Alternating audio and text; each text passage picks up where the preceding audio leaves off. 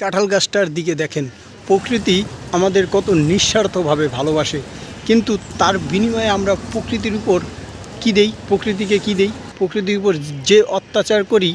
কিন্তু বন্ধুরা, প্রকৃতি কাউকে ছেড়ে দেয় না, প্রকৃতি ডাবল হয়ে ফিরে আসে। তো এই যে প্রকৃতিকে যে অত্যাচার আমরা করতাছি, সে যখন এই সব কিছু দণ্ড আমাদেরকে দেবে, তখন পলানোর কোনো জায়গা পাবে না। দেখেন, এই সাপোজ আপনাকে ধরি, এই পার্কটায় যদি কোনো গাছ না থাকতো তবে কেমন হতো।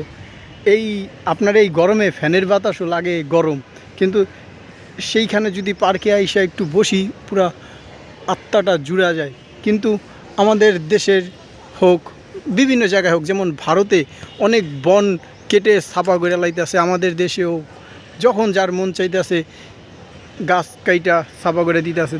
গ্রামের বাড়িতে সামান্য ঝগড়া নিয়ে, মনে করেন 100 বছর, 150 বছর, 60-70 বছরের পুরনো গাছ, নারকেল গাছ, এগুলো কেটে ফেলায় শুধু সামান্য ঝগড়া চাটি নিয়ে। এগুলো বানিয়ে বলছি না, আমার বাড়িরই আমার কাকারা আমাদের নারকেল গাছ কাইটে ফেলাইছে। তাদের ওইখানে আপনার ময়লা পড়ে, তারপরে যে ছায়া পড়ে দেখে তারা ধান শুকাই পারে না, তার জন্য আমাদের গাছ কেটে ফেলাইছে। তো এই হচ্ছে গিয়ে প্রকৃতির উপর টর্চারের কিছু নমুনা আপনাদেরকে দেখালাম।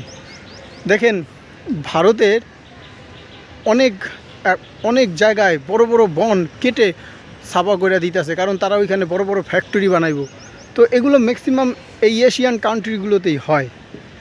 তো বন্ধুরা, আপনাদেরকে বলবো, এই প্রকৃতির উপর অত্যাচার বন্ধে সবাই আওয়াজ তুলবেন, যে যার জায়গা থেকে, ভিডিও বানিয়ে হোক, কোনো অ্যাকশন নিয়ে হোক, যে যার যতটুকু সামর্থ্য আছে সে অতটুকু সামর্থ্য দিয়েই এই অ্যাকশানটা নেবেন। ওকে বন্ধুরা, বাই বাই, দেখা হবে পরের ভিডিওতে।